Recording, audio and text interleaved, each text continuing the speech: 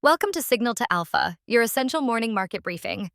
I'm Lady Muriel, cutting through the noise to deliver what moves markets today. Let's get you your alpha before the opening bell. Buckle up, traders. President Trump just announced the United States is preparing land-based military operations inside Venezuela very soon. This is a massive escalation beyond the maritime strikes we've been tracking. Trump stated, forces are currently hitting drug boats at unprecedented levels and will now expand to target narcotics manufacturing sites and trafficking routes on land. He's alleging the Maduro regime has sent killers and gang members into America, blaming transnational networks for roughly 300,000 American opioid deaths. With the USS Gerald R. Ford already deployed and over 20 strikes completed on alleged drug vessels, we're watching a potential military showdown unfold.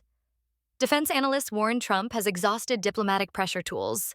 Russia and China are confused about this America First priority, but lack capacity for direct military intervention. Watch defense contractors and energy markets closely here. Meanwhile, the FBI arrested a suspect this morning in Virginia, finally closing the nearly 5-year investigation into pipe bombs planted near the RNC and DNC headquarters on January 5, 2021.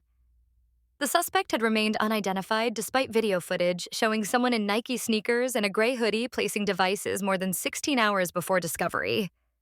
In Congress, Democratic Representative Henry Cuellar confirmed he's staying Democrat despite receiving a full pardon from Trump yesterday. Cuellar and his wife faced federal bribery charges over alleged $600,000 bribes from an Azerbaijan energy company and Mexican bank. Cuellar insists he was targeted by Biden's administration after appearing on national media over 150 times criticizing border policies. He calls himself a conservative blue dog and says nothing has changed. Admiral Bradley testifies Thursday on his September 2nd decision to authorize a second strike killing survivors on a suspected drug vessel. Bradley will argue the survivors posed active threats by attempting to continue their drug run and potentially communicating with smuggling networks via radio. This was the only known instance where U.S. forces targeted survivors in a follow-up strike during these operations.